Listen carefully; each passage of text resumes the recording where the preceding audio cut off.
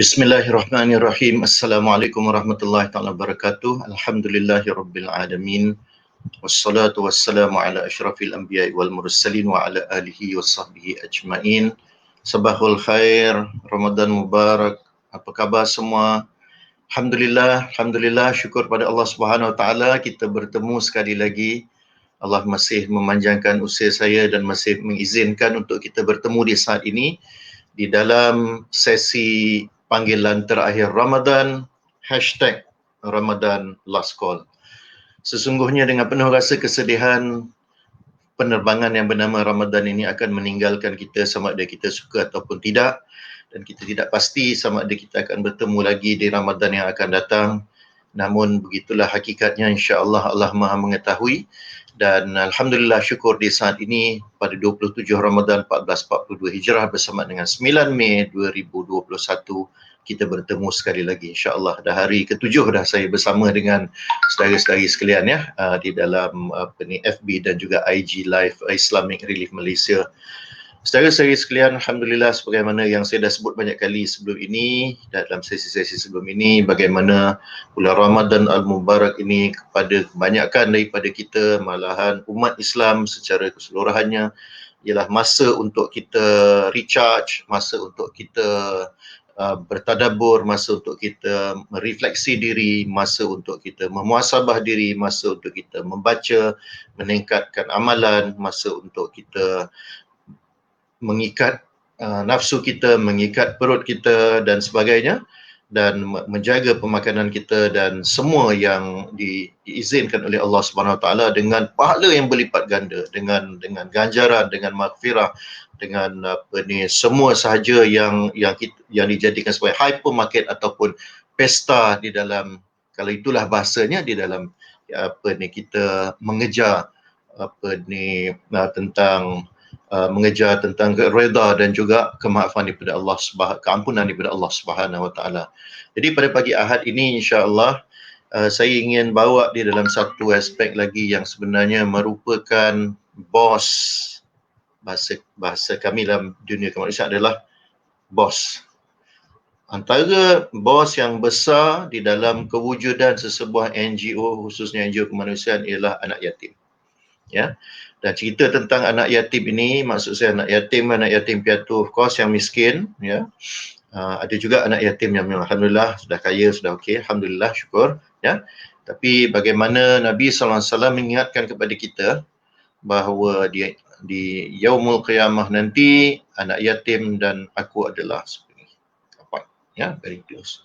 Jadi itulah yang kita bekerja-kerja, insya-Allah di akhir Ramadan ini aku ada simpanan sikit lagi tu, cari-carilah rumah anak yatim ataupun cari-carilah keluarga yang miskin, yang yang memerlukan bantuan yang pelbagai, mungkin sentuh-sentuhilah mereka, insya-Allah, tengok-tengokkanlah mereka dan sebagainya. Dan di dalam hal ini Allah Subhanahu Wa Taala mengingatkan kepada kita tentang pendusta agama itu, ara'aital ladzi yukadzibu biddin fadzalikal ladzi yad'ul yatim, surah Al-Maun, kan, bahawa Allah Subhanahu Wa Taala bertanya kepada kita, tahukah kamu orang yang mendustakan agama ini, antaranya apa sifat dia, iaitu orang yang mengherdik anak yatim. Mengherdik anak yatim bukan secara verbatim sahaja, tetapi termasuk apa sahaja tindakan-tindakan yang boleh menganiaya ataupun menyusahkan mereka, yang sepatutnya anak yatim ini adalah yang rapat dengan Nabi SAW. Okay? Jadi dalam hal ini juga sebagai peringatan kepada kita di dalam usaha kita dalam akhir-akhir bulan Ramadan ini, kita tahu bahawa agama Allah Subhanahu Wa Taala ini adalah satu yang sinonim, sekali lagi, satu yang rapat dengan kasih sayang, dengan mengambil berat, dengan memberikan khidmat, ya. Sebagaimana Nabi SAW mengingatkan kepada kita, ya, ini kemesraan, kasih sayang dan saling berbelas kasihan antara orang mukmin ini diibaratkan sebagai satu jasad. Satu jasad. Apabila satu anggota mengadu tentang kesakitan, seluruh jasad akan turut serta berjaga malam dan merasa panas dan gusar. Hadis riwayat Imam Bukhari dan Muslim. Dan apatah lagi dalam sebuah hadis lagi satu juga riwayat Imam Bukhari dan Muslim, bahawa sesiapa yang tidak mengasihi manusia, nescaya Allah Azza wa Jalla tidak mengasihinya. Saya sekalian peringatan pada diri saya dan juga kepada kita semua bahawa tatkala nanti tidak ada orang lain dah boleh membantu kita, tatkala hanya amal-amal kita sahaja yang boleh membantu kita, tatkala kita memerlukan sangat bantuan daripada Allah Subhanahu Wa Taala dalam bentuk mengasihi, sayang, kasih inilah kami ya Allah, jauhkanlah kami daripada siksa kubur dan api neraka ya Allah. Tatkala itu, maka inilah antara amal-amal yang insya-Allah boleh insya-Allah membantu untuk membawa kita ke sana nanti, iaitu dengan kita mengasihi manusia kan. Dan mengasihi manusia ni boleh datang dalam pelbagai cara yang banyak juga kita kongsi dan kita sebut sebelum ini dan juga di dalam sesi-sesi Islamic Relief Malaysia yang lain. Saudara sekalian, sahabat-sahabat, ibu-ibu, ayah-ayah yang saya kasihi, banyak pengalaman yang kami lalui apabila sama ada kita turun ke lapangan ya, meninjau dan memantau projek-projek kita, bertemu dengan asnaf, bertemu dengan bos kita yang sebenarnya, iaitu penerima manfaat para asnaf yang kita bantu, baik sama ada di dalam ataupun di luar negara. Tahu tak kita menceritakan tentang anak yatim ini, kita berhadapan pada hari ini saudara-saudari dengan lebih daripada 140 juta orang anak yatim di seluruh dunia. 140 juta, bukannya satu angka yang kecil saudara-saudari. Dan daripada 140 juta ini, anggaran kita daripada data yang kita perolehi juga, lebih daripada 15 juta orang adalah anak yatim piatu yang tidak ada ibu dan tidak ada ayah. 15 juta saudara-saudari ya. Punca dia apa? Punca dia of course apabila sesebuah negara ataupun sesuatu kawasan itu ditimpa dengan peperangan, kos bencana alam, adanya penyakit, wabak, kemiskinan, migration, mass migration, perpindahan beramai-ramai, ini antara punca yang menyebabkan bertambah-tambahnya anak-anak yatim ini ya. Dan pada hari ini kita menyaksikan lebih daripada anggaran lebih daripada 10,000 menjadi anak yatim setiap hari. So saudara-saudari, sahabat-sahabat sekalian di luar sana, kita boleh bayangkan dunia yang semakin sakit ya, pengeboman, pembedelan, bencana yang semakin banyak, semakin kerap. Ini semua of course dengan izin Allah Subhanahu Wa Taala, pasti ada hikmahnya, yang menyebabkan menjadi asbab kepada begitu ramainya anak-anak menjadi yatim sehari, sehingga 10,000 orang ya. Dan juga daripada yang menyedihkan lagi ialah 1 daripada setiap 7 orang anak yatim ini di negara-negara miskin, mereka menjadi child labor ataupun menjadi mangsa jenayah kepada buruh ya, menjadi buruh di dalam dalam keadaan sepatutnya dalam umur yang sedemikian muda, mereka sepatutnya belajar, mendapat kasih sayang ya, mendapat pendidikan, tetapi sebaliknya yang berlaku. Dan kemudian risiko yang kita lihat yang sebenarnya agak merunsing, sangat merunsingkan kita, khususnya kepada petugas kemanusiaan ini, ialah isu pemerdagangan manusia. Okay. Sindiket menjual organ, pelacuran, menjadi peminta sedekah. Samalah, saya pergi ke Colombo, saya ke Ampara, ini kawasan Sri Lanka kan, saya ke Dhaka, sampai ke Rangpur ya, di Bangladesh, kemudian sampai di Kosovo, di Pristina, naik ke Mitrovica dan daerah-daerah kampungan yang ada di sana. Sama juga semasa berada di Bosnia pun, di Pristina ya.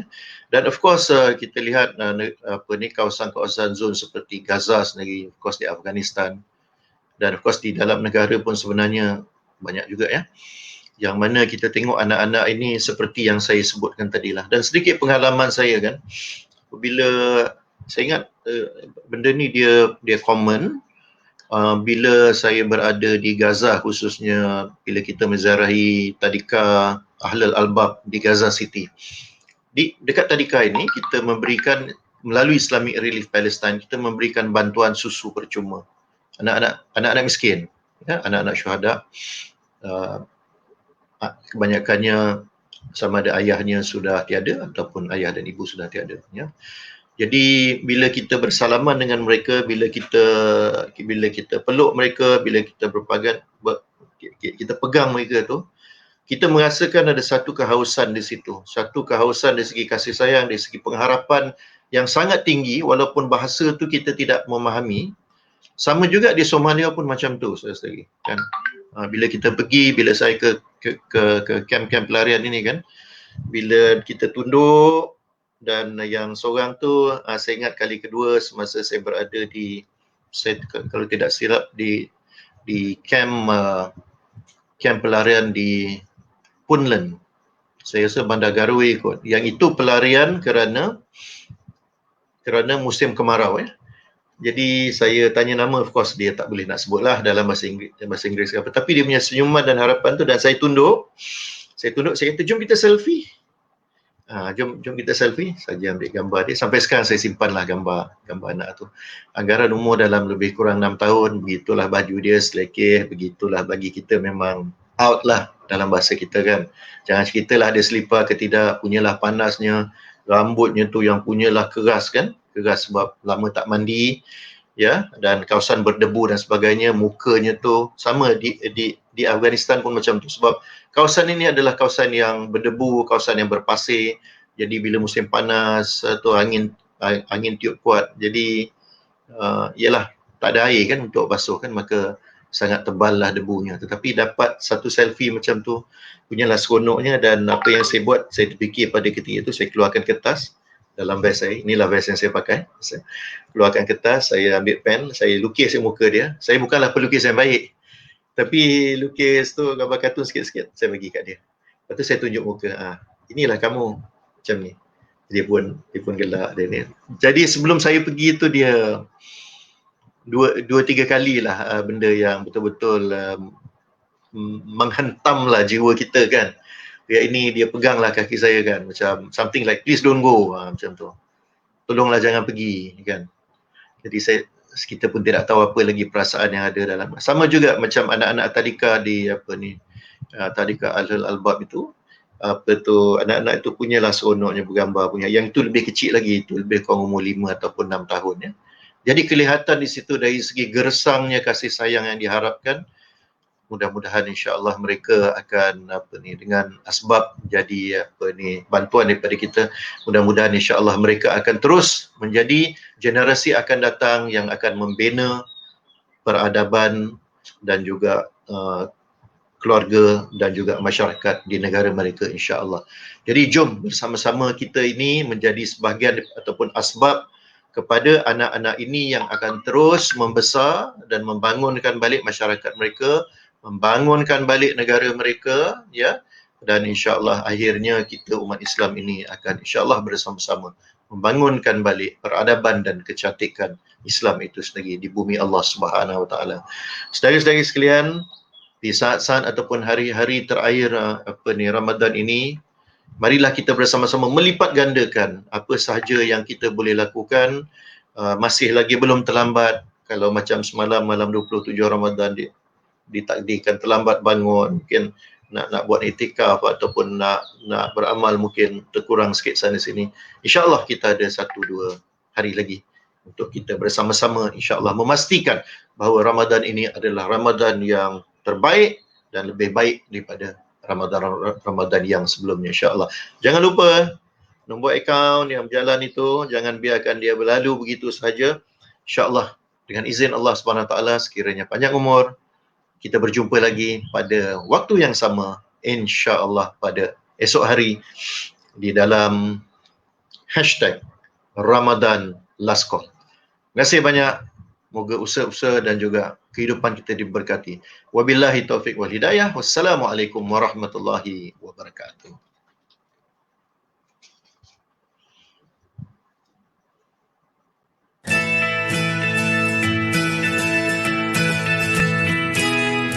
Bukalah mata dan minda, lihatlah, pandang pada alam.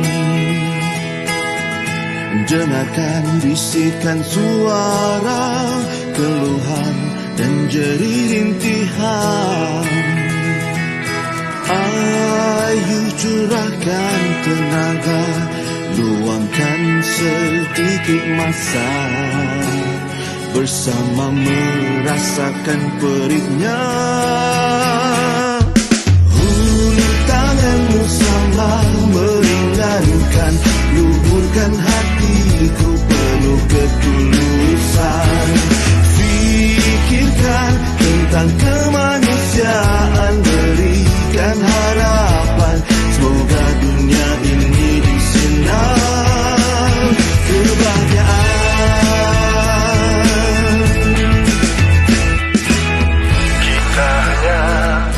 urusan biasa.